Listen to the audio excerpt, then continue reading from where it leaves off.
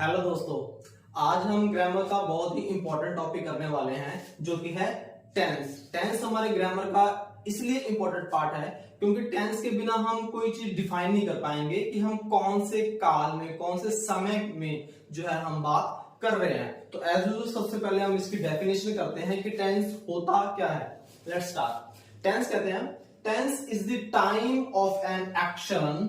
किसका? Time of an action or its state of being such as present, past और future।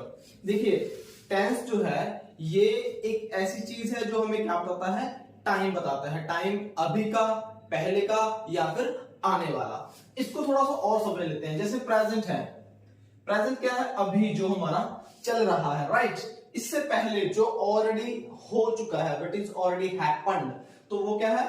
Past. अब जो future है that is uncertain. So I repeat, जो अभी चल रहा है फ्रॉम नाउ, अभी से जो पहले हो चुका है वो पास्ट है, और जो आने वाला है वो फ्यूचर है, और जो अभी चल रहा है वो क्या है? वो हमारा प्रेजेंट है। क्लियर? तो अब इसको थोड़ा सा और डिफाइन करते हैं कि आगे कितने पार्ट्स में डिवाइड है। देखिए यहां कह रहा है इंडेफिनिट। फर्स्ट इसका पार्ट क्या है? Indefinite. Second is continuous, then perfect and then perfect continue। I repeat, first is indefinite, then continuous, then perfect and then perfect continue tense। यानी कि एक ही पार्ट की, जैसे पास्ट के भी ये इंडेफिनिट है, पास्ट का कंटिन्यू भी है, पास्ट का परफेक्ट भी है, पास्ट का परफेक्ट कंटिन्यू भी है। उसी तरह प्रेजेंट के भी चारों हैं, फ्यूचर के भी चारों हैं। तो तीन हमारे ये हो गए, 1 2 3, तो 4 हमारे ये हो गए। तो 3 into 4 is equal to 12। So we can say we are having 12 tenses in our grammar, right? आगे भी इसके पार्ट्स हैं, वो हम आगे करेंगे। क्लियर? ऑलराइट। तो इंडेफिनिट क्या है? फर्स्टली हम इंडेफिनिट को क्लियर करते हैं। इंडेफिनिट का हम पास्ट भी करेंगे, प्रेजेंट भी करेंगे और फ्यूचर भी करेंगे। इंडेफिनिट होता क्या है? इंडेफिनिट होता है एक स्टेटमेंट। एक स्टेटमेंट, जैसे अगर मैं कहूं कि जैक गोज टू स्कूल, तो जैक जो है वो स्कूल जाता है, ये एक स्टेटमेंट है, इसमें कोई बदलाव नहीं है। Clear? If I say he sings a song, he sings a song, तो he sings a song is a statement. जहां भी हम कोई स्टेटमेंट डिक्लेयर कर दे, लेकिन वो स्टेटमेंट प्रेजेंट में भी हो सकती है, पास्ट में भी हो सकती थी और फ्यूचर में भी हो सकती है। जैसे अगर मैं कहूं कि वह गाना गाया करता था या उसने गाना गाया था, क्लियर? वो पास्ट में हो जाएगी। ही सिंग द सॉन्ग, वह गाना गाता है।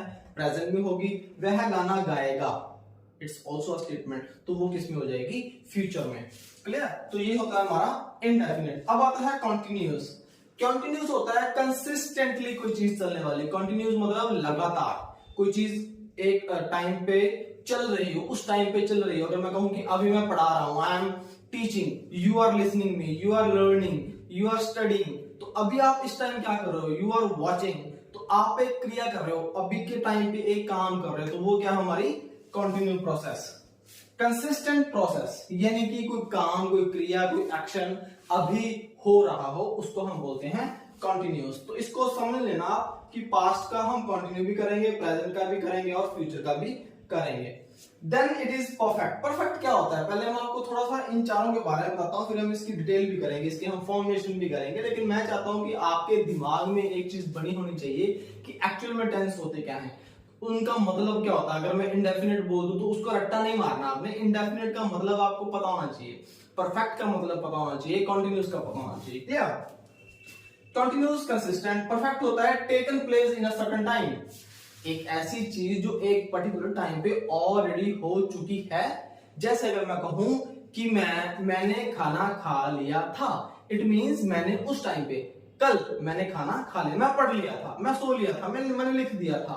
तो एक ऐसी चीज या ऐसा काम जो एक पर्टिकुलर टाइम पे शुरू हुआ था और एक पर्टिकुलर टाइम पे ही खत्म हो गया था, तो उसको हम क्या बोलेंगे?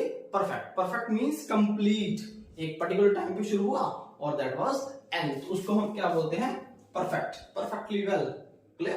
देन अब ये दोनों का कॉम्बिनेशन है परफेक्ट प्लस कंटिन्यूअस, यानी कि उसमें परफेक्ट भी है और उसमें क्या है? कंटिन्यूअस भी है। अब परफेक्ट का मतलब है ऑलरेडी टेकन प्लेस, अब कंटिन्यू का मतलब है जो चीज चल रही है। इसको ध्यान रखिएगा, ये दोनों का कॉम्बिनेशन है परफेक्ट प्लस कंटिन्यू। इसमें इसकी क्वालिटीज भी रहेंगी और इसकी क्वालिटीज भी रहेंगी। क्लियर? कैसे रहेंगी? Started in a particular time, ये किसकी क्वालिटी है? परफेक्ट की। And still working, still happening, ये किसकी क्वालिटी है? ये कंटिन्यूअस की क्वालिटी है। क्लियर? तो हम कह सकते हैं कि परफेक्ट प्लस कंटिन्यू हमारा क्या बन जाता है? परफेक्ट कंटिन्यूअस टेंस, यानी कि उसमें परफेक्ट की क्वालिटी भी रहेगी और कंटिन्यू की जो क्वालिटी वो भी रहेगी। कैसे रहेगी? जैसे अगर मैं कहूं कि राम सुबह से गाना गा रहा है, अब सुबह से गाना गा रहा है यानी कि एक क्रिया एक पर्टिकुलर टाइम पे शुरू होगी और अभी तक चल रही है, अभी तक चल रही है, जो चीज अभी से हो रही है। या मैं कहूं कि वो पिछले 2 घंटे से पढ़ रहा है, तो अभी से लेके पिछले 2 घंटे तक पढ़ रहा है, यानी कि वो क्रिया अभी से लेके पिछले 2 घंटे में तक मतलब से स्टार्ट हो गई थी, तो उसको हम क्या बोलेंगे? Perfect continue tense. तो ये चारों चीजें हैं, ये क्वालिटीज रहेंगी पास्ट की भी, प्रेजेंट की भी और फ्यूचर की भी।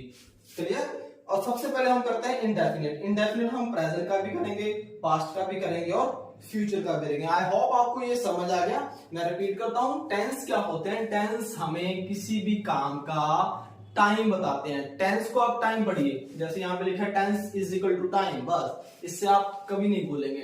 टेंस का मतलब ही होता है हमें काल बताने का। काल तो 3 ही है, भूतकाल, वर्तमान काल और भविष्य काल। Past, present and future. Past is already happened, present is still going on and future is uncertain, that will happen. Clear? और इसके 4 पार्ट्स हैं, इंडेफिनिट, कंटिन्यूअस, परफेक्ट और परफेक्ट कंटिन्यूअस। क्लियर? और हम इसका सबसे पहले क्या करते हैं? इंडेफिनिट। इंडेफिनिट को हम कैसे पहचानेंगे? आइए करते हैं इंडेफिनिट। तो सबसे पहले हमारा आता है इंडेफिनिट। इंडेफिनिट में हम क्या करते हैं? इंडेफिनिट में प्रेजेंट, पास्ट और फ्यूचर, जैसा कि मैंने आपको बताया था, तीनों में हम इसका इंडेफिनिट करेंगे। लेकिन इसकी पहचान क्या है? How we will recognize this sentence, कि विच टेंस इज दिस, है ना? हमें पता तो होना चाहिए कि अगर हमने टेंस को प्रेजेंट में बताना है तो हम कौन सा रूल्स फॉलो करेंगे, अगर हमने पास्ट में बताना है तो हम कौन सा रूल फॉलो करेंगे, अगर हमने फ्यूचर में बताना है तो कौन सा। तो इसलिए हमें इसकी कुछ एक पहचान टेंस जो हमें वो दे देता है। कौन कौन सी? देखिए, इसमें एक तो हमें मिलेगा subject plus first form of verb and along with first form of verb we will find S और ES with the first form verb. कैसे? जैसे अगर मैं कहूं कि ही सिंग्स, अब ही यहां पे क्या है? सब्जेक्ट है। सिंग यहां पे क्या है? सिंग है यहां पे verb, first form of verb. अब यहां पे एस लग गया है ना, एस लग गया और ये बन गया सिंग्स, ही सिंग्स। लेकिन इसमें ये ध्यान रखना है कि अगर हमारा सब्जेक्ट जो है वो प्लूरल है तो हम एस और ईएस नहीं लगाएंगे, इस चीज का हमने ध्यान रखना है। अगर सब्जेक्ट हमारा सिंगुलर है तो हम एस या फिर ईएस लगाएंगे, जैसे सिंग का सिंग्स बन गया, स्टडी का स्टडीज बन जाएगा, ईएस लग जाता है ना। तो उस तरह दे जो है, दे हमारा प्लूरल सब्जेक्ट है, सिंगुलर नहीं है, इसलिए ये प्ले ही रहेगा, इसके साथ एस या ईएस नहीं लगेगा। अगर दे को काट के मैं ही कर दूं ही, तो फिर वहां पे लगेगा ही प्लेस। क्लियर? तो इस चीज का हमने ध्यान रखना है। सब्जेक्ट को हमने ये भी देखना है कि वो हमारा सिंगुलर है या फिर प्लूरल है। ये मैंने एक स्पेशल क्लास में आपको प्रीवियस क्लास में करवा रखा है, सब्जेक्ट वर्ब एग्रीमेंट में मैंने आपको बहुत ही अच्छे ढंग से डिटेल में आपको करवा रखा है कि कौन से सब्जेक्ट के साथ एस लगता है, किसके साथ नहीं लगता, कौन से प्लूरल होते हैं। इसके अलावा मैं आपको थोड़ा सा ये भी बता देता हूं कि ये जो सब्जेक्ट है, जैसे आई, वी, यू और दे,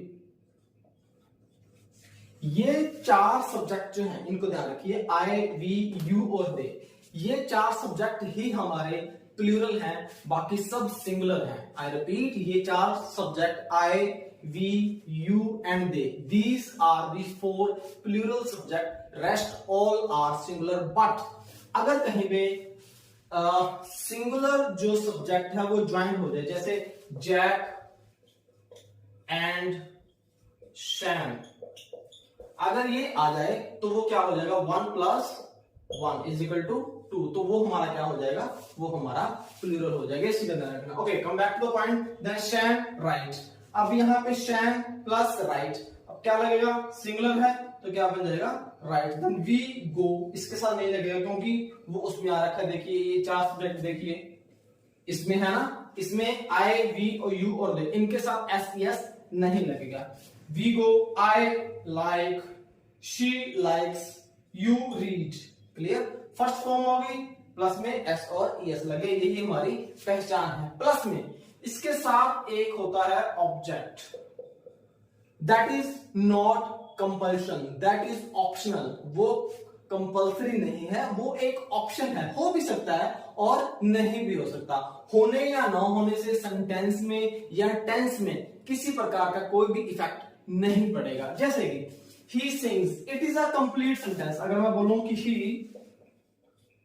sings, वह गाता है, तो ये एक कंप्लीट सेंटेंस है। लेकिन इसके साथ मैं लगा दूं he sings a song, तो अ सॉन्ग हमारा क्या है, ऑब्जेक्ट है, हो भी सकता है नहीं भी हो सकता है। जैसे कि दे प्ले फुटबॉल, तो फुटबॉल यहाँ पे क्या हो जाएगा, अगर मैं यहाँ पे दे प्ले और यहाँ पे कर दूं फुटबॉल, तो फुटबॉल हमारा यहाँ पे क्या है, ऑब्जेक्ट है। क्लियर।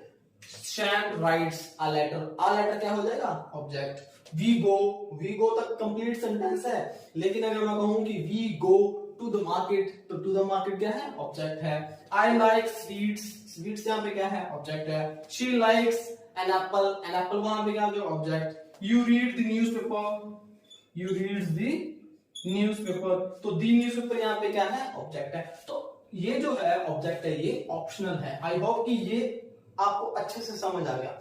ये मैंने आपको इतना टाइम इसलिए लिया है ताकि ये करने आसान हो जाए, क्योंकि इसमें आपका ये वाला कंफ्यूजन दूर हो जाएगा, इसमें कोई भी इफेक्ट नहीं पड़ेगा। तो आई होप आपको प्रेजेंट इंडेफिनिट अच्छे से समझ में आ गया। Then we move to past का हमने ये जो कर लिया, अब हम ये करेंगे, फिर हम ये करेंगे।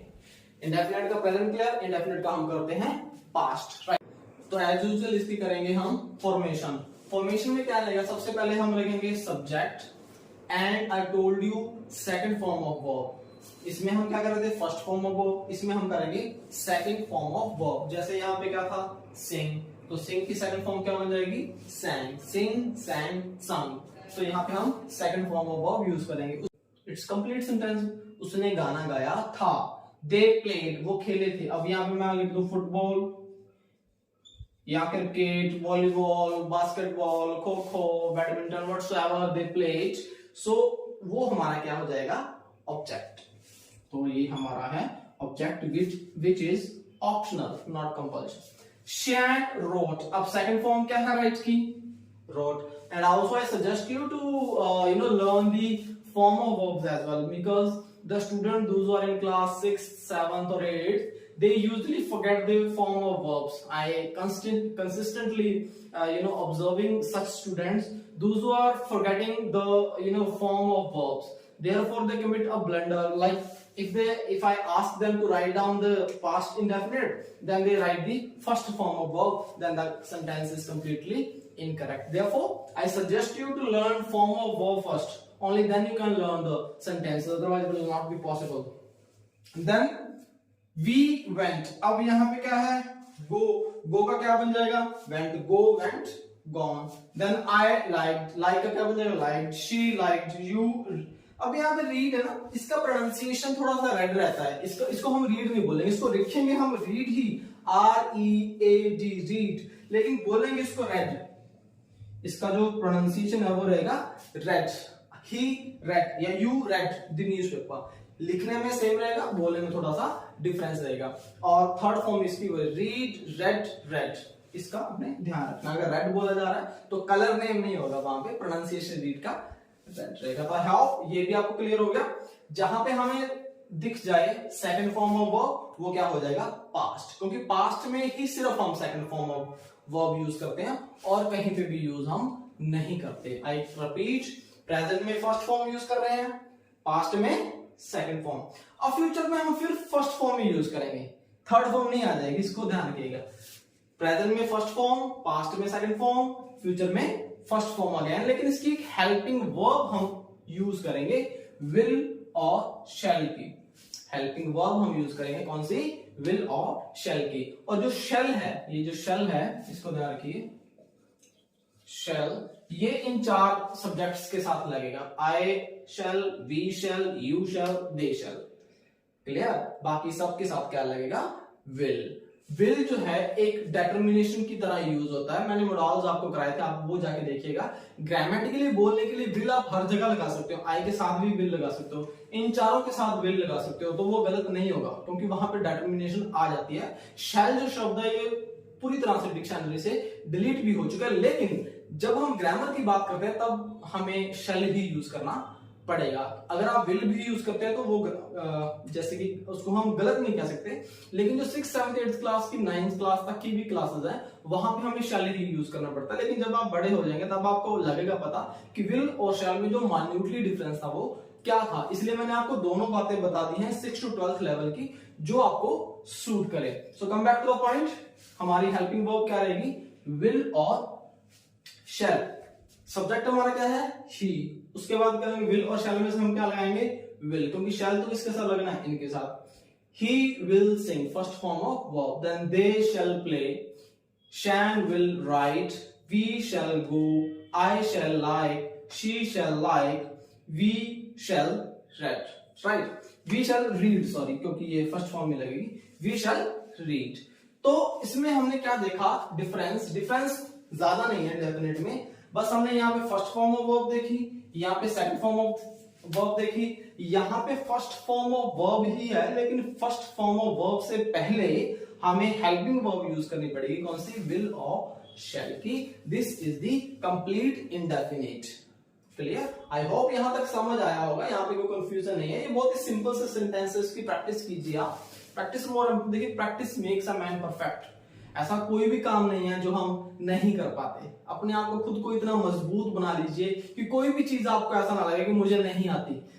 तो नेक्स्ट आता है हमारा कॉन्टिन्यूस। कॉन्टिन्यूस क्या होता है? कॉन्टिन्यूस होता है लगातार कोई चीज जो चल रही हो, एट प्रेजेंट जो चीज चल रही हो, काम कर रही हो। जैसे अगर मैं कहूं कि आई एम टीचिंग, तो अभी इस वक्त मैं आपको पढ़ा रहा हूं। You are listening me, you are watching, you are getting me, you are studying. तो इस टाइम आप क्या कर रहे हो? जो एक्टिविटी एट प्रेजेंट आप कर रहे हो, लगातार कर रहे हो, उसको हम बोलते हैं कॉन्टिन्यूस। कॉन्टिन्यू मतलब होता है लगातार प्रोसेस में, कोई चीज प्रोसेस में हो, उसको हम क्या बोलते हैं?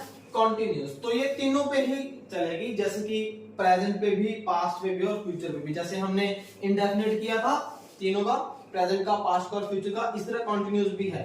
इसको ध्यान रखिएगा, मैंने आपको 3x4 बताया है। 12 हमारे जो है ना टेंस है, उसको ध्यान से आपने पढ़ना है। 12 के 12 आपके माइंड में होने चाहिए, उनकी पहचान आपके माइंड में होनी चाहिए, राइट? ज्यादा कॉम्प्लिकेट नहीं है, इसको बड़े ही इजी वे में करिए। अगर आप इसको थोड़ा सा टफ मान के चलेंगे ना, तो हो सकता है कि आप इसको स्किप कर जाएं, लेकिन ट्राई योर लेवल बेस्ट कि इसको इजी लेके आप चलें। ऑलराइट, पहला आता है इसका प्रेजेंट का फॉर्मेशन। एज यूजुअल हम इसकी फॉर्मेशन करते हैं। फॉर्मेशन का अर्थ है इसको समझना, यानी कि इसको पहचानना। अगर कोई सेंटेंस लिखा हुआ है कि जैक इज स्टडिंग, तो आपको ये पता हो जाना चाहिए कि जैक इज लगा हुआ है और फर्स्ट फॉर्म के साथ आईएनजी लगा हुआ है, तो वो कौन सा टेंस है? वो प्रेजेंट का इंडेफिनिट, माफ कीजिएगा, प्रेजेंट का कंटिन्यू टेंस है। इसकी आपको पहचान होनी चाहिए, ठीक है? तो हम इसका फॉर्मेशन यहां से करते हैं। देखिए, एज यूजुअल हमें सेंटेंस में क्या चाहिए? सब्जेक्ट चाहिए।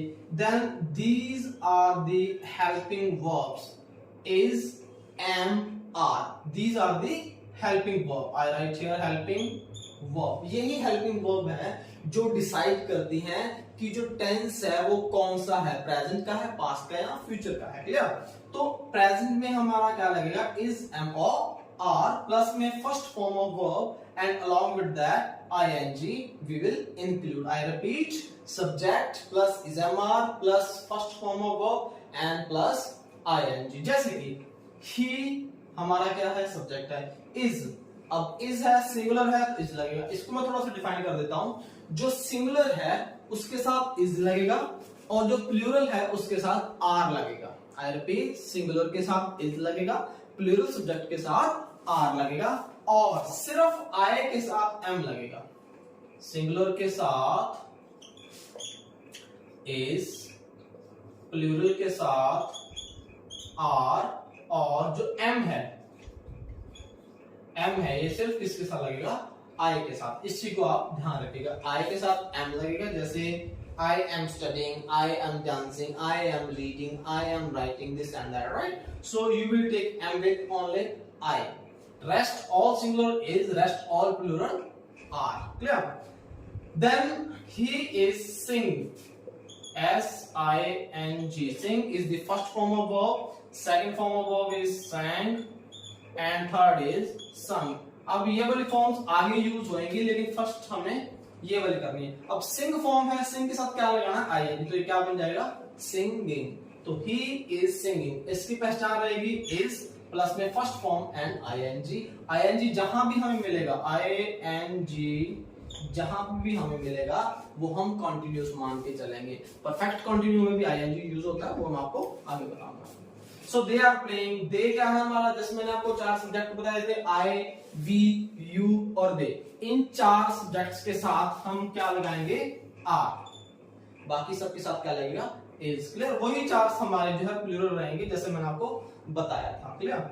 आई am reading, she is dancing, we are studying, study का क्या बन जाएगा, स्टडीइंग। जैक इज गोइंग, अब देखिए लास्ट का सेंटेंस है जैक एंड शैल। मैंने आपको प्रीवियस क्लास में बताया था, जो मेरी सब्जेक्ट वर्ब कंकोड की क्लास है, कि जब सिंगुलर प्लस सिंगुलर सब्जेक्ट मिल जाते हैं तो वो क्या बन जाते हैं, प्लूरल सब्जेक्ट बन जाते हैं। तो सिंगुलर प्लस सिंगुलर क्या बन गया, प्लूरल। तो यहाँ पे हम आर यूज करेंगे। ऑल्दो जैक इज सिंगुलर, अगर हम सिर्फ जैक की बात करें, यहाँ पे हमने किया था जैक, जैक इज गोइंग, तो यहाँ पे इज हमने हेल्पिंग वर्ब यूज की थी, लेकिन हम यहाँ पे आर यूज इसलिए कर रहे हैं क्योंकि जैक के साथ शैम भी मिल गई, तो वो 2 बन गए, 2 पर सब्जेक्ट बन गए, तो हम यहाँ पे आर यूज करेंगे। ऑलराइट, तो आई होप कि प्रेजेंट कंटिन्यू आपको समझ में आ गया। ये हमारे पास प्रेजेंट कंटिन्यू की पहचान है। If we find out subject plus ismr plus first form of verb and then ing, then that will be present continuous tense, right? Then it is past continuous tense. अब देखिए सब कुछ same है, इसको थोड़ा सा याद करें, सब कुछ सेम है, थोड़ा सा जो डिफरेंस है वो किस चीज का रहेगा, वो रहेगा इस चीज का, इस पोर्शन का, इस पोर्शन का डिफरेंस रहेगा, बाकी सब कुछ सेम है। और बल्कि ये 12 सेंटेंस जो मैंने आपको बताए थे, ऑल्दो 3 टेंस आर देयर, जो हमारे इसके अलग अलग जो टाइप्स हैं उनमें जो डिफरेंस रहेगा वो हेल्पिंग वर्ब का ही रहेगा। देखिए इसकी फॉर्म क्या है, is subject plus is am are plus first form of verb. इसमें वही है सब्जेक्ट, सिर्फ ये डिफरेंस है, first form of verb then ING. तो हमने देखिए he is singing, he was singing, they are playing, they were playing, you are writing, you were writing, I am reading, he was writing। अब इसमें भी जो है I, यहाँ पे हम इसको प्लूरल नहीं मानेंगे, यहाँ पे ये सिंगल I के साथ was लगेगा, I were नहीं लगेगा। Clear? We were studying, Jack was going, Jack and Sam were playing। अब यहाँ पे फिर 1 + 1 हो गया, तो यहाँ पे ये was were लगे। ये ज्यादा डिफिकल्ट नहीं है, बहुत ही इजी टेंस है। अगर आप इसको थोड़े से मतलब ईमानदारी से पढ़ेंगे, मेहनत से पढ़ेंगे ना, तो इजीली आपको याद हो जाएंगे, इतना डिफिकल्ट नहीं है ये 6-7 क्लास के बच्चों के लिए तो ये इट्स ऑन देयर टिप्स, तो it's not a big task. If you will try your level best to just give you 20 minutes to tenses, definitely you will get it. But इसको थोड़ा सा माइंड में रखना है कि जो डिफरेंस है वो क्या क्या है। क्लियर? तो आई होप कि पास्ट और प्रेजेंट आपको समझ में आ गया डिफरेंस है। अब नेक्स्ट भी सेम ही है, सिर्फ हेल्पिंग वर्ब इसमें चेंज हो जाएगी। देखिए यहां पे है विल और शैल, बस ओनली। इसमें देखिए क्या है, अगर मैं इसका कंक्लूजन दूं ना आपको, तो मैं ये कहूंगा कि इसमें इज एम आर,